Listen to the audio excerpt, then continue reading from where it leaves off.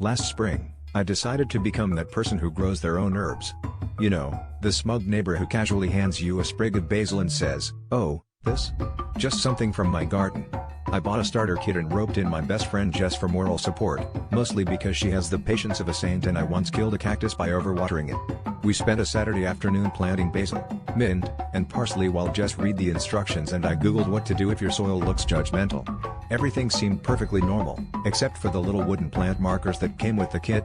They looked a bit too polished, but I didn't think much of it.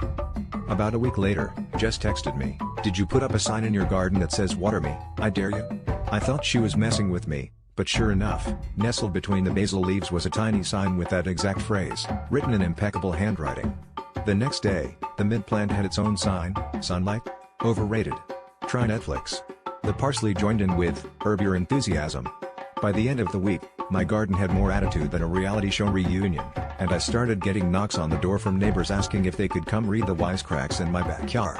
Apparently, my garden was the hottest comedy club in the neighborhood. Naturally, things escalated. People began leaving their own sarcastic gardening tips on post-its: "Prune like you mean it. Don't be afraid to weed out toxic relationships," and my personal favorite, "Compost happens." Some folks even brought their kids to see the talking plants. Soon, there was a crowd every Saturday, laughing at the new signs and swapping their best plant puns. Jess accused me of starting a grassroots movement, and I accused her of encouraging the pandemic.